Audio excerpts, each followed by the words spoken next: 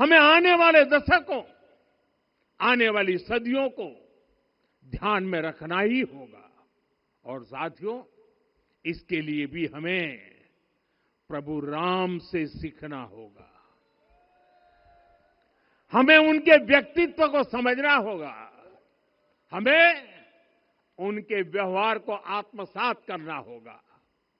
हमें याद रखना होगा, राम यानी आदर्श, राम यानी मर्यादा, राम यानी जीवन का सर्वोच्च चरित्र, राम यानी सत्य और पराक्रम का संगम।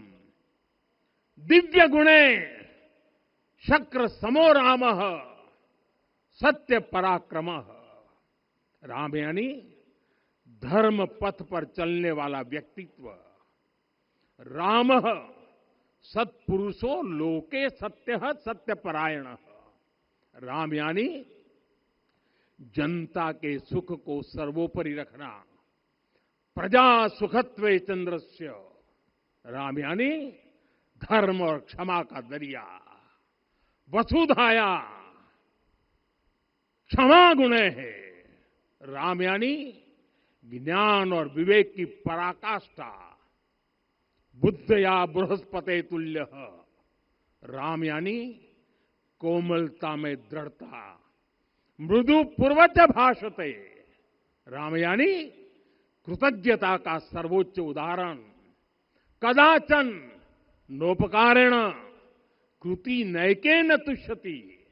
राम यानी श्रेष्ठ संगति का चयन।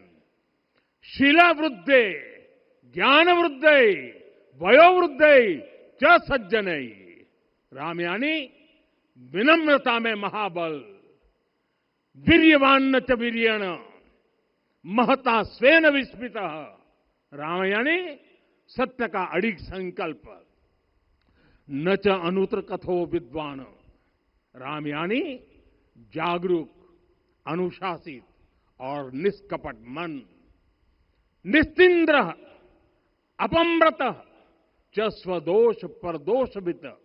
साथियों, राम सिर्फ एक व्यक्ति नहीं, राम एक मूल्य है, एक मर्यादा है, एक दिशा है।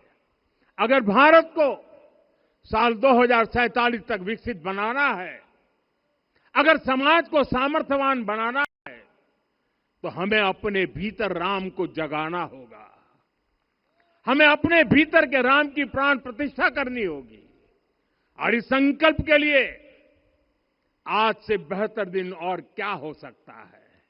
साथियों, 25 नवंबर का यह ऐतिहासिक दिन अपनी विरासत पर गर्व का एक और अद्भुत क्षण लेकर आया है। इसकी वजह है धर्म ध्वजा पर अंकित कोविदार वृक्ष।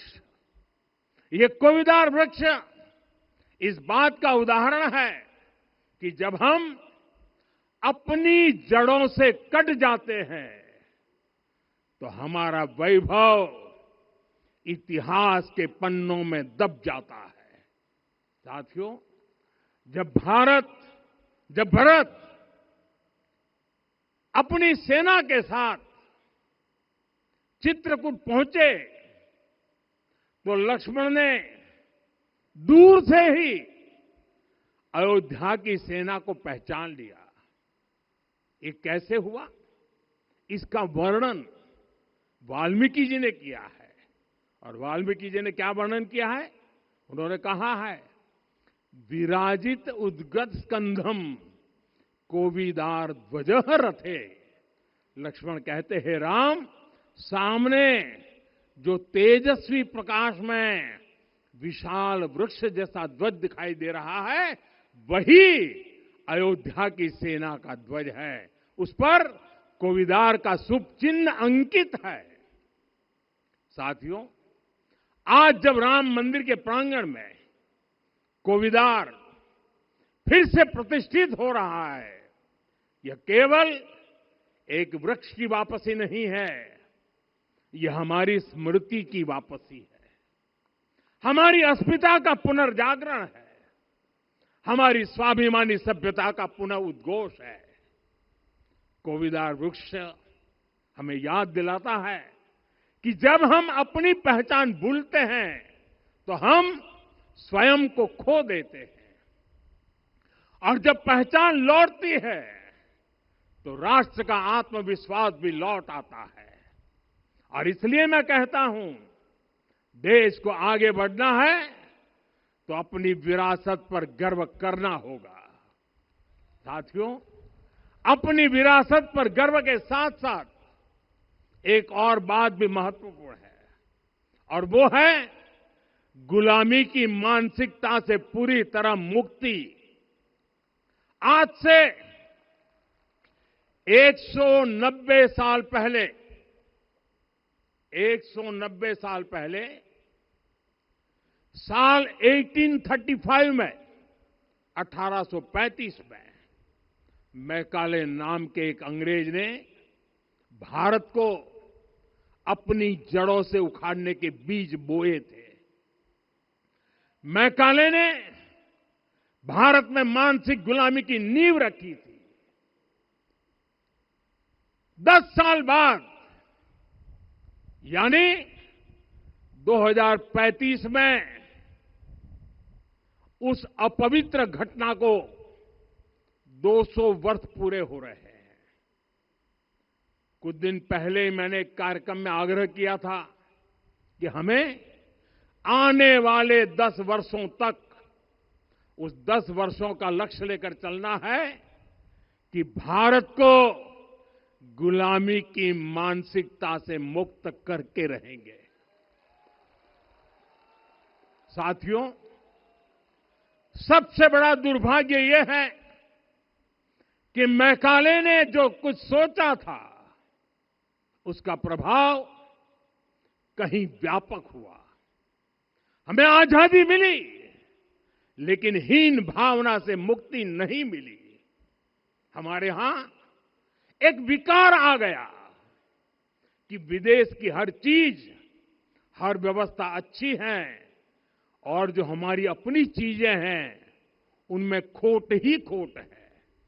साथियों, गुलामी की यही मानसिकता है जिसने लगातार यह स्थापित किया।